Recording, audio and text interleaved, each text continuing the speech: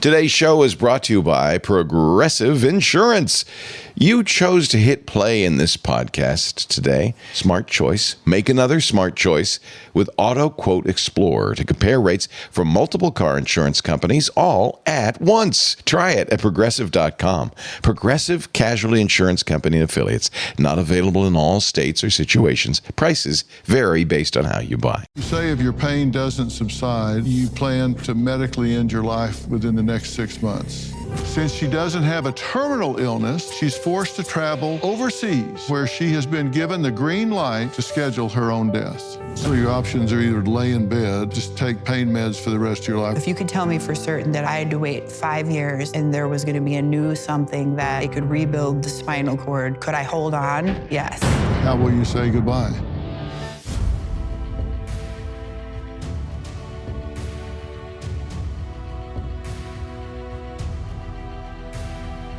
It's the words no patient wants to hear from their doctor.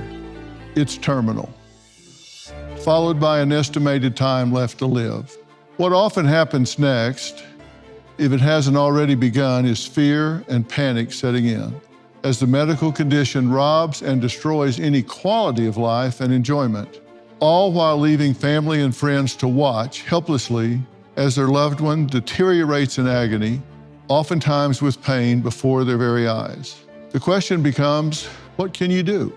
For some, the decision is to end their life through a process called medical aid in dying, also known as MAID, where a competent adult with a terminal illness is prescribed a self-administered lethal medication to end their life.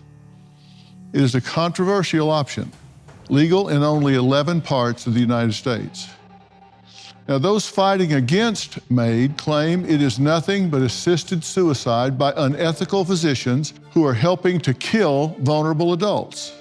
My first guest, Meg, was once a successful bodybuilder, outdoor enthusiast, and known as a social butterfly.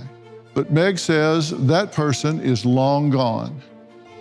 And all that's left is a shell of her former self that suffers every day from debilitating pain due to permanent spinal cord damage. Meg says she has made the decision to medically end her life.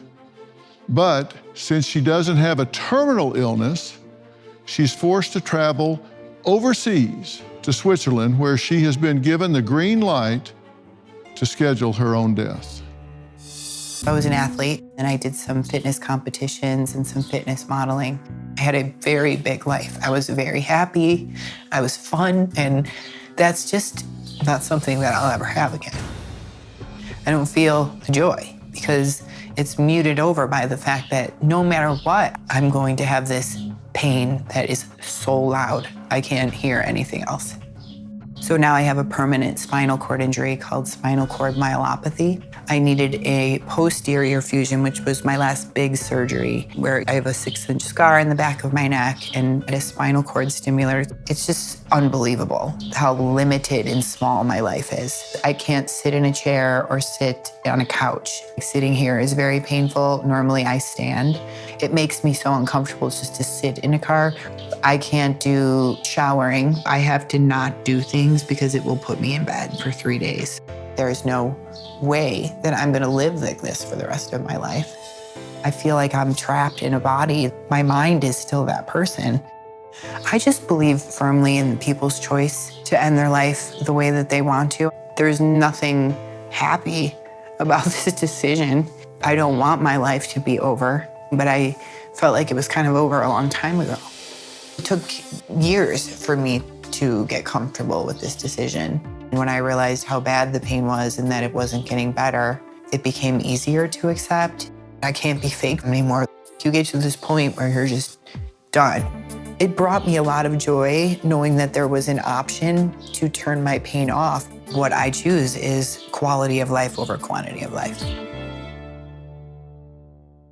Meg, I'm glad you're here, but I'm sorry for the circumstance. Yeah, thanks for having me. I appreciate it. It's difficult for you to sit for long periods of time, right? Correct. So I'll squirm a lot, but Yeah. If you need to stand up behind your chair or something, I appreciate that. do whatever you have to do to get through this. Okay. You say if your pain doesn't subside, you plan to medically end your life within the next 6 months, Correct. What is your diagnosis and circumstance? I have something called cervical spine myelopathy. It originally started out as a 2-level disc protrusion with facet joint arthropathy that caused nerve damage to my right arm. It initially started in 2015. They thought I had lateral epicondylitis in my elbow. They operated twice on my elbow. Didn't work either time. And the pain slowly went up. And finally, I went to a third hand and arm specialist, and he said, let's take a picture of your neck, because I was getting tightness. And instead of having a lordotic curve of my neck was kyphotic, so it was completely bent the other way. So within 2 weeks, I'd seen 2 neurosurgeons and orthopedic spine surgeons. 3 of them recommended fusion, and 1 disc replacements, which is what I wanted. Because I was hell-bent on getting back to competing and continuing on with an active life. And I thought that that would give me the best ability to have the motion in my neck required to do so. So I went ahead with that surgery, and within a year of having that surgery, I didn't get better, I got worse. I kept telling my surgeons that my pain was getting worse, and they told me the scans looked like the bones were fused. I was sending them CAT scans, and they were telling me I was fused. And finally, when my feet went numb, they did further imaging and found out, in fact, that my neck was not fused, that the bones were moving in and out of basically where the cage was, and it was hitting my spinal cord. So then that caused the permanent spinal cord damage. So over a period of 2 years, as they told me nothing was wrong with me, no one was listening to me about my pain getting worse. And they're telling you there's nothing they can do to repair that.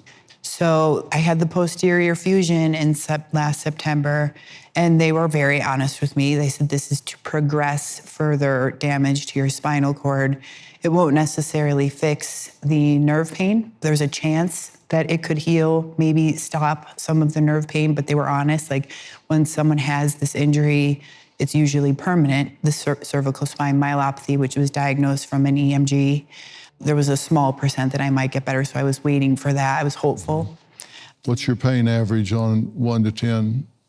Right now, like a 7, an 8, and like it's, I'm used to this sort of pain. So people look at me all the time and say, but you look fine. You look like you work out. Well, when you live in this kind of pain every day, you learn to work around it. I mean, you'll see me squirming, and the pain in my arm is intense, but I can't seem to do anything to get it down. I've tried all these alternative therapies, and no, they're not recommending.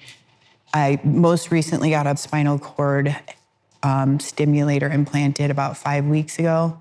It's a battery that goes in my glute and then up into my spine, and it's controlled via this phone, and it sends an impulse that's supposed to break the pain stimulus to the brain. But we haven't found a program yet that's helped with my pain, really. So I'm trying to stay a little bit hopeful with that, but it's mostly checking boxes at this point, but no further surgery is recommended. So your pain right now, as you sit here, is what? Right now, it's a 7. So, I mean, I medicate right when I wake up in the morning just to get out of bed. And then usually it's every 3 hours to get me through the day. If I didn't have those medications, I would not be able to work. There's absolutely no way. It's blinding pain. So you're taking opioids or whatever Opioid pain to block it? medications, and muscle relaxer. So your options are either lay in bed and just take pain meds for the rest of your life, which you don't want to do, just be a zombie. Right. Or get up and try to live with it. Do you have any hope for any breakthroughs in the future? Yes. I mean, if I knew, if you could tell me for certain that I had to wait 5 years and there was going to be a new something that they could rebuild the spinal cord, could I hold on? Yes. But my life right now is standing up. I have a standing desk. I work all day, and that's not going to continue for much longer. Like, I cannot keep pushing through the pain every single day. Before the feet went numb, I could maybe go out every once in a while and put on the smile and be with my family and be with my friends and tough it out through those couple hours and pay for it. The next day would be bad. It's not worth it for me to keep doing this to myself. Well, next, with a timeline in place to medically end her life, Meg says she has seriously wondered if she'll be brave enough to push the button that will inject her with a life-ending cocktail. We're going to talk about that decision and ultimate action after the break.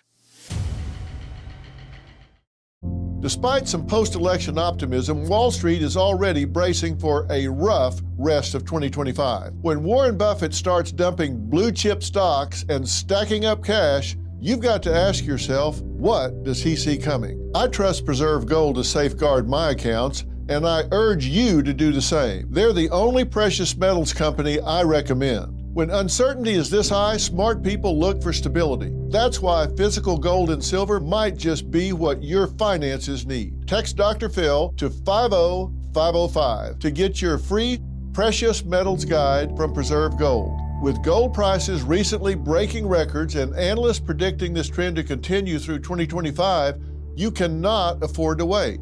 As a bonus, you can get up to $15,000 with a qualified purchase from Preserve Gold. So don't wait. Text Dr. Phil, that's DRPHIL, to 50505 today. The next time you gather with family, enjoy Balance of Nature supplements as an addition to your favorite dishes. Our veggie supplement, made from 15 ingredients like garlic, onion, and cayenne pepper, can easily be opened and added to your favorite dishes like homemade soups or dips. Not to mention our fruits supplement, which is made from 16 ingredients like banana, strawberries, and mango, making it a great addition to your homemade smoothies. Start your journey with Balance of Nature. Call 1-800-246-8751 or go to balanceofnature.com to get a free fiber and spice supplement, plus 35% off your first preferred set as a new preferred customer, with free shipping and our money-back guarantee. Go to balanceofnature.com or call 1-800-246-8751 and get this special offer by using discount code Dr. Phil. That's DRPHIL. Imagine living every day in horrific pain with nothing able to relieve it. A lot of people have had really difficult pain, some even chronic pain, but there's always that light at the end of the tunnel where, look, I can get through this, it'll get over.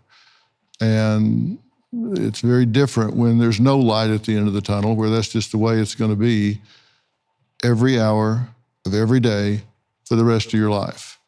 Now, Meg says that her life, due to permanent spinal cord damage that has crippled her so much that she has chosen the option to medically end her life. With a timeline in place, Meg is now faced with how she will spend her last few months alive. I'm now planning what my bucket list is, and it's becoming more and more obvious that sometimes that isn't even a possibility because you're in so much pain. My plan was to go to Hawaii and live out the rest of my days somewhere happy. As I get ready to go to Hawaii, I will start throwing things away. I'm not going to need my dishes anymore. I want to leave the money for any kind of funeral arrangements. And then my dog, she always just did really well around children. So I was looking for a family that had kids because I want her to be happy. I plan on sending my family some videos. I've actually already started making them. I have things that I want to address with them. I think it's easier for me to address it in a video since it's making them so uncomfortable to talk about it to me. Oh, I'm devastated. I get sad thinking about the fact that, like, I'll never fall in love again. I can picture myself in that bed at the clinic pressing the button, and I can do it without coming to tears. I imagine relief of pain.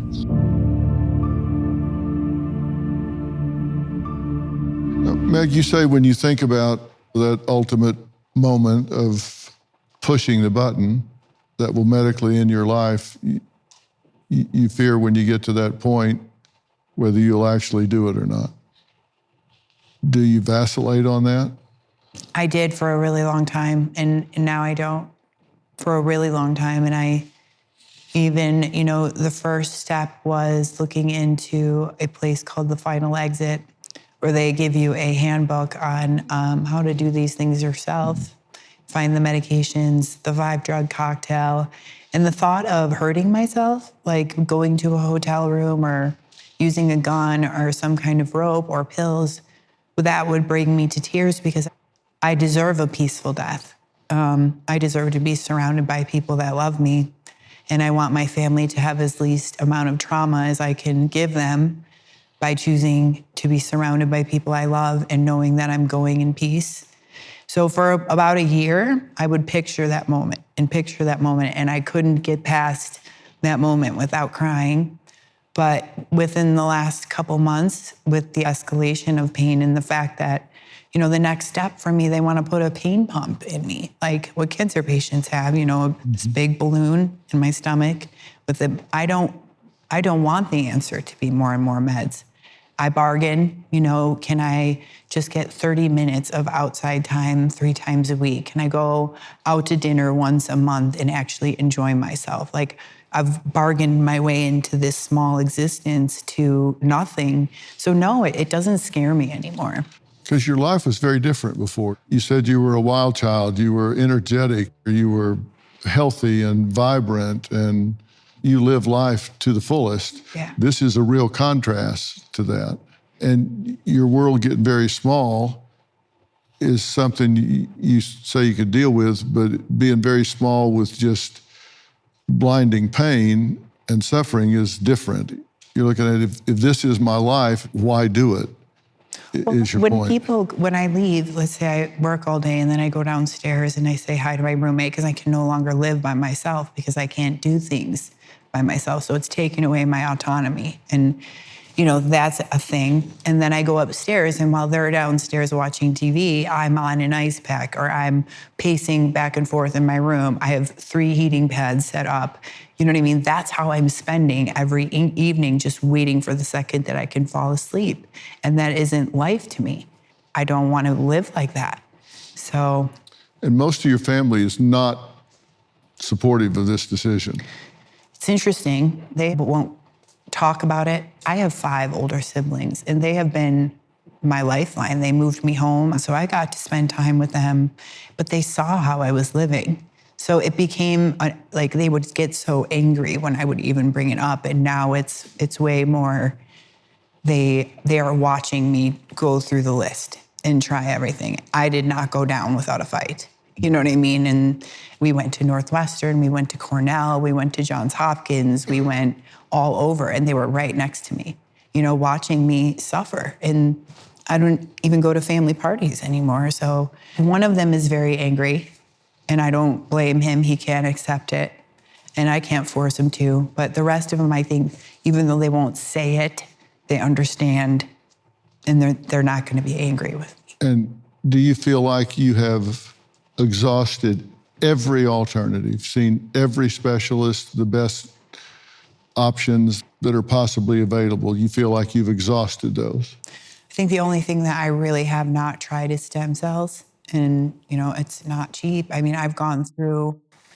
pretty much I had a really good retirement. I have a good job. I'm very educated. I had a great career. But I've spent all that money doing all of these alternative treatments, and the last one is stem cells, and I am willing to try it. But, there's no research that shows that it helps with cervical spine myelopathy. I cannot find any paper. So if there's a doctor out there that knows of something, I'm open. I'm all ears. I want there to be an answer, but I'm also understanding that some people have bad things happen to them, and it happens to good people, and this is my bad thing. And I'm at the phase of grief where I'm accepting it. So if you could even cut it in half, it would be something that would give you hope. Yeah, I would take under a 5. Yeah. When the day arrives for Meg to medically end her life, she will not die alone because her best friend will be by her side. We're going to meet this friend after the break. We are in the midst of a brutal allergy season. According to experts, it is longer and more severe than in years past. For many of us, that means sleepless nights, tossing, turning, and sneezing, and the dreaded postnasal drip. That's not even half of it. But there is a solution: Sambrosa night syrups. It's effective. Try it and get your best night's sleep. If you watched my town hall with RFK Jr., then you know Sambrosa is sponsoring Merit TV's Make America Healthy Again campaign. That's because Sambrosa contains no dyes, synthetic colors, or artificial flavors, and no high fructose corn syrup. Just a base of nutrient-rich honey and 7 organic herbs and a small dose of antihistamine that will have you sleeping like a baby. Go to Sambrosa.com and use code MERIT for 25% off your first order. Wake up rested and invigorated. Again, go to Sambrosa.com and use code MERIT for 25% off your first order. I thought a lot about what I would do as far as telling my family exact dates and if they want to know. First of all, for selfish reasons, if I tell them I'm going to do it on this date, I don't want them showing up at the clinic causing a big scene. I want my day to be a very peaceful, happy day. And I also came to the conclusion that it would bring them more suffering to know exactly when the date was than to know, hey, Megan passed and it was peacefully. When it comes to Meg's final moments before she self-administers a prescribed life-ending medication in a facility overseas, she won't be alone. And she won't be alone because her best friend, Kelly, just won't allow it. Megan really cannot do much. She cannot work out. She cannot enjoy a dinner. She cannot have a dating life. Megan's pain is so severe that she doesn't drive. She can't clean a house. She can't wash dishes. She can't take her dog for a walk. She just physically can't. Her pain is going to exacerbate to levels that even I don't understand, and it's getting worse. Megan told me about the voluntary euthanasia 3 years ago, and I really, really was so against it, and I just fought her, and I'd cry, and once I saw that her quality of life really was diminishing, I started to think, I don't want her to do it, but I understand. When Megan was granted the green light, honestly, it was a sigh of relief. In her mind, she's thinking, okay, I can't control my pain, but I can control when I want to do it and how I want to do it. I do want to be present with her when she decides to do this. If I wasn't there, I would have so much harder of a time mentally. It's going to be so hard for me to get on a plane and know I'm going with my friend and coming back by myself. I will have to probably spend the rest of my life talking to somebody in therapy. I don't know how I'm gonna live the rest of my life without her. Well, Kelly, you say despite how traumatizing it may be, and I mean, clearly it will be, you refuse to let her die alone. Mm-hmm. You just feel like you have to be there. I do. She has been there for me. I mean, we both are pain patients. She's been there for me during my cancer, during my spine surgeries. We talk every day, and I feel like I just have to be there. I have to. It will bring me peace of mind also. Do either of y'all have any moral quandaries about this, whether you have the right to do this or not? I mean, I think when a person is terminally ill or they cannot enjoy their life, then I think that it's okay. My mother suffered from ALS. She had a bulbar form. It was the most extreme form. She was dead in less than 2 years. She lost her ability to speak right off the bat. And I feel like after watching her and knowing what she went through, I think if she had that option, she possibly might have taken it. I'll never know because she couldn't speak, but the suffering that she did and the no quality of life, I think she might have made that decision. Have you thought this through in your mind? Yeah, I mean, how Kelly and I met, we went to all-girls Catholic high school. I was raised Catholic from an Irish Catholic family, so I was raised believing in hell and believing in purgatory, and I spent my adult years in my 20s searching for different forms of spirituality. I went to Thailand meditated with monks and kind of went through the gamut. I did think a lot about that, and I came to the conclusion that I don't believe that God is a punishing God, and I don't think that he makes mistakes. And if this is a decision that I make and follow through with, then it was always supposed to happen. That there is no mistakes. And I also, with the whole reincarnation thing, I thought to myself, you're driving yourself crazy listening to all these spiritual leaders talk about being reincarnated. And I was like, you didn't know you were gone before you got here, and you're not going to go. You're back, and we were before. So stop worrying yourself sick about it. So that's kind of where I got to with that. How will you say goodbye? I have to be there for her. I have to be strong. I mean, I'm not going to be able to be at peace.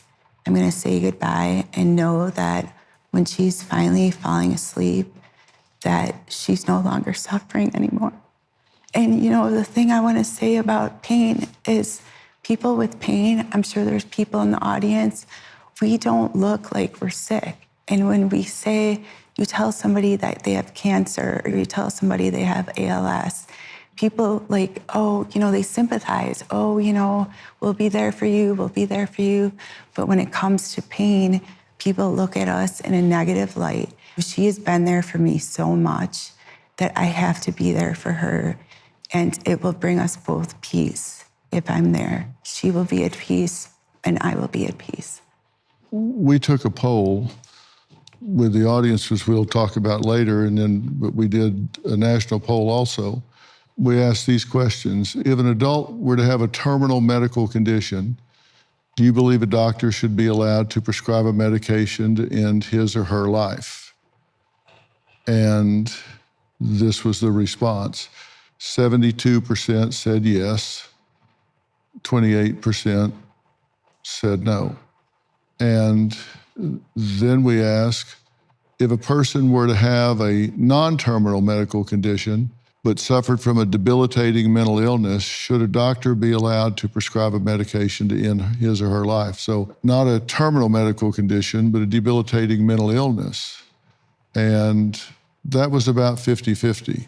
And in question 3, we said if a person had an incurable but non-terminal debilitating physical medical condition, do you believe a doctor should be able to prescribe a medication to end his or her life? And the results were 56% yes and 44% no. So their thinking was if it's a terminal disease, they felt pretty strongly about it. If it wasn't a terminal disease, they were more divided about it, and certainly if it was a mental disorder, because I think they feel like if it's not terminal, then maybe there's hope of finding something somewhere. And you feel like you've turned over pretty much every rock there is to turn over. I do. I don't think that I would put a dog through what I'm going through. Yeah. In fact, I know I wouldn't. I've watched my mom die of cancer and my best friend of brain cancer, and we did things to hasten death towards the end. I think that we didn't do it soon enough. I don't believe that people have to suffer. I think it is their choice.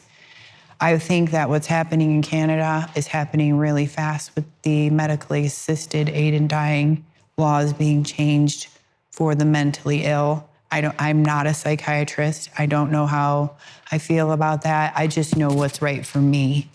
I do believe it's moving very quickly there. It's a slippery slope, and they may hurt the rest of the world by moving too fast. Not having strict guidelines to assess these people. Have they tried every single thing? And I don't know the answers to that. I'm not here advocating to change the laws. I just know that I can't keep living year after year waiting for a magical cure to appear when there hasn't been since 2015 when this all started.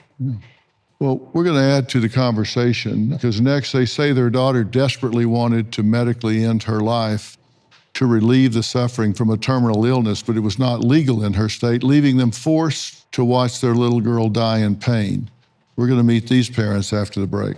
My next guests, Daren and Amy, say they watched their daughter go from a vibrant 24-year-old woman who shined as a ballet dancer to being given weeks to live after a terminal cancer diagnosis that metastasized from her tongue to her whole body.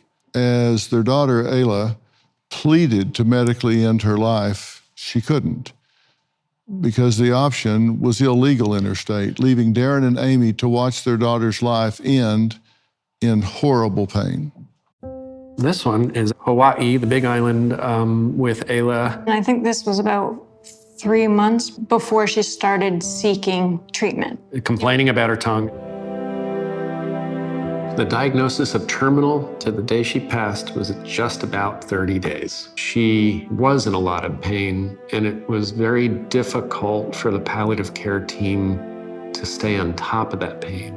The cancer would outpace it so rapidly, and it would be so difficult for any of the care teams to keep that amount of opioids in her without killing her.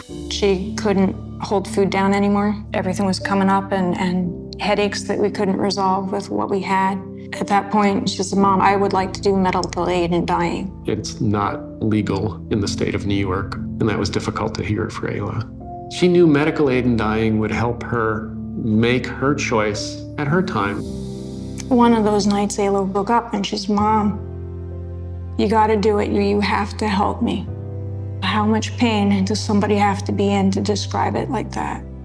So I'm not putting a pillow over your head. I'll do everything I can up until murdering you. I'm not murdering my daughter. And there was so much opioids in that body that she wasn't looking straight. So Ayla was in a lot of pain right through the end of her life. She was clawing at her neck. She no longer had vocal ability. As she slowly stopped breathing,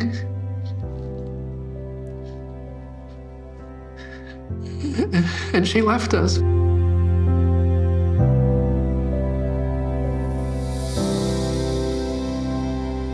Well, thank you both for being here to talk about this.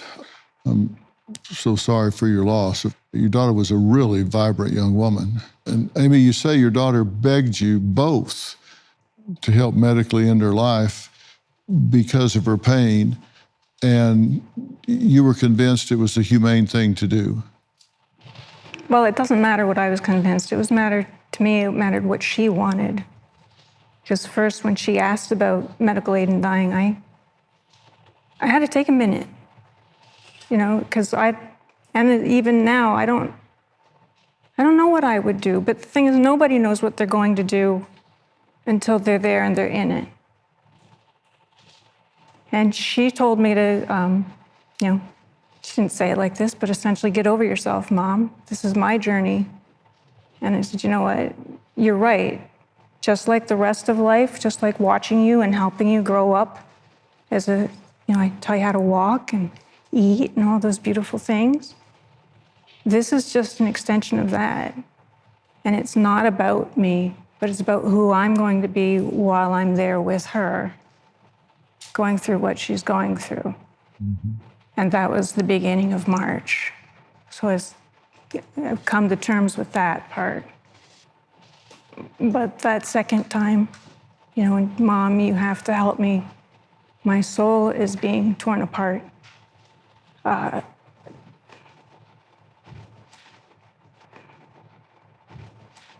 If you could have, would you? If I have known to give her an extra dose of morphine or prepare something, I'd have prepared it for her. Mm-hmm. But she, under most of the proposed laws that we have, she would have to give it to herself.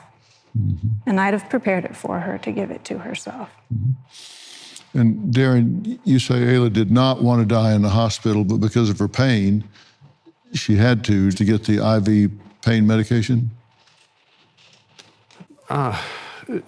We actually were able to use a pain pump at home, That's too. Good. So the goal was to pass at home. Mm-hmm. She wanted to be surrounded by her loved ones, and thank you for your piece of sharing. To answer your question, we were able to have a pain pump at home, and there were literally thousands of milligrams of morphine going into that body. She was vibrant, so I think her liver was vibrant too. Now, this isn't normal. I agree that most people aren't gonna have their pain not resolved, but it sucks to live with that pain. Take me through the moment that she finally did pass. So it was maybe 6 a.m. and the sun is just starting to come up over Central Park. You can see the backlighting of the buildings being dark and the sky starting to light. And it might have just brought me into a place of peace, just seeing the light come up after being up for so many days and not sleeping. She, just meant everything to me. And I hated seeing her in pain. And I knew as a father, I'd been advocating to try to get her out of pain. And it was so difficult to watch her claw at her neck and whine and suffer like that. So I just built up love, deep love and joy within my heart until I felt just surrounded by light and love, and sat down and looked her right in the eye and held her hand, if I can, Dr. Phil, held her hand like this and said, "It's time, Ayla." And that's when she cried for the first time in days. And so I knew she was there. And I said, "It's time, you can go. It's okay." And her breath slowed down. And I held on to her and watched her slowly start to go. And I got Amy going, and the two of us literally cheered her on to say, "It's okay, you can do this. You don't have to be in pain anymore. You can move on." And she found the door. She found it and walked out, and we were so proud of her. And it was so peaceful. That part was so peaceful. I think that's the biggest question for everyone in America is please approach death as a part of life. Don't avoid it. That peace, that last 15 minutes was so precious. And I, again, honor you for wanting to be with you at that moment. Yeah. So I think people who pass need to have support. And her having her father say it's okay now, I think she was hanging on for me. She had so much love for everyone in the hospital. I think it was okay for her to know that Dad's gonna be okay. Yeah, of course. And so at that point, she let go, and you guys were happy that she escaped the suffering. Absolutely. Everyone has grief. Well, we're going to be grieving this for the rest of our life, but the transition, it's just like when they're walking and you did it and you're doing it, and this is the obvious next step. You saw the pictures, there's nothing she's not coming back from, right? But she hung out in the room for a little bit. She did. And it's so beautiful. And gentle. And what we had been told and didn't really understand, because Ayla's case, it was 30 days from the time that she was diagnosed with there's nothing left to do to this is your last breath. We had really good hospice care. Phenomenal. Phenomenal hospice care. And they gave us a booklet that presented that there's death, and that's a peaceful process. And then there's your disease.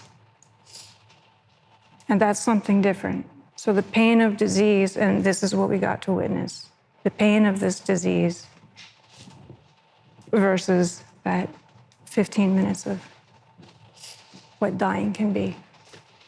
Yeah, it's the pain of the disease was preventing her from really going.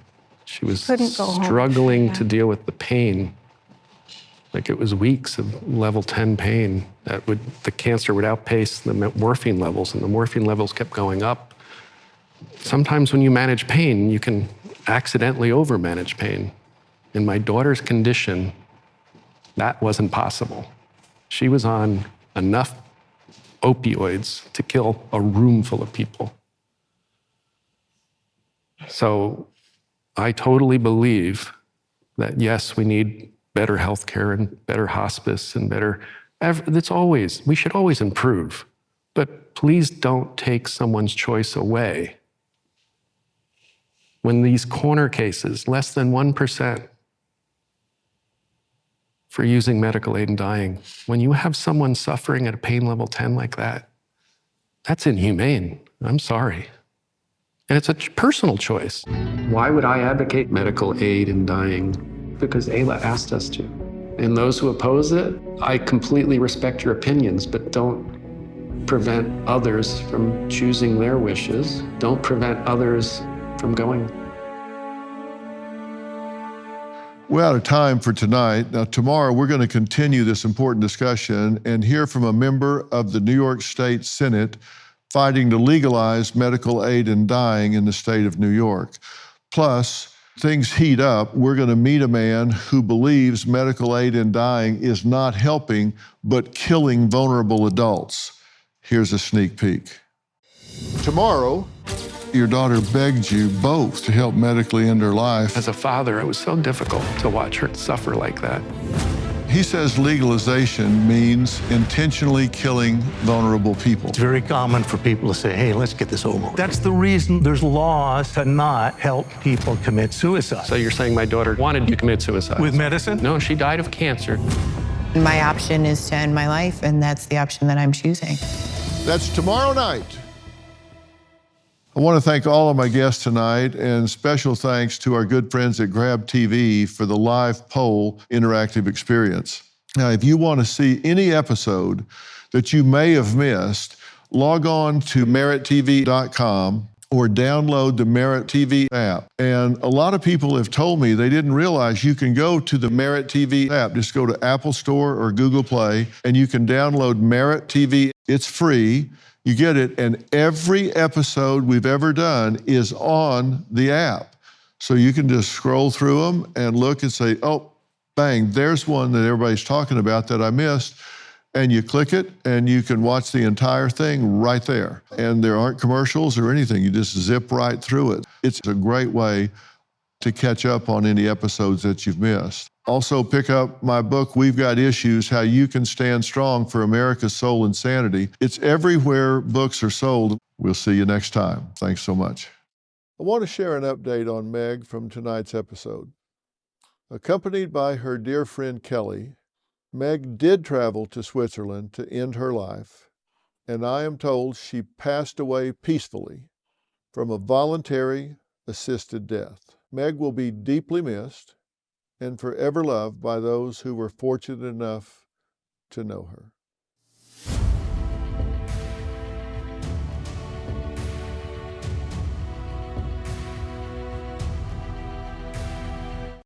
Hey, Dr. Phil here. My network, Merit TV, has it all. Now, let me blow your mind. Merit TV's got the news that matters. The selection of a new pope. Entertainment you crave. Busted. Everybody in a good mood today? And live events. Surprise. What am I, chopped liver? With serious punch. Big shot! Go to merittv.com and download the Merit TV app today. Marketing is hard. But I'll tell you a little secret. It doesn't have to be. Let me point something out. You're listening to a podcast right now, and it's great. You love the host. You seek it out and download it. You listen to it while driving, working out, cooking, even going to the bathroom. Podcasts are a pretty close companion. And this is a podcast ad. Did I get your attention? You can reach great listeners like yourself with podcast advertising from Libsyn Ads. Choose from hundreds of top podcasts offering host endorsements, or run a pre-produced ad like this one across thousands of shows to reach your target audience and their favorite podcasts with Libsyn Ads. Go to libsynads.com, that's Libsyn, ads.com today.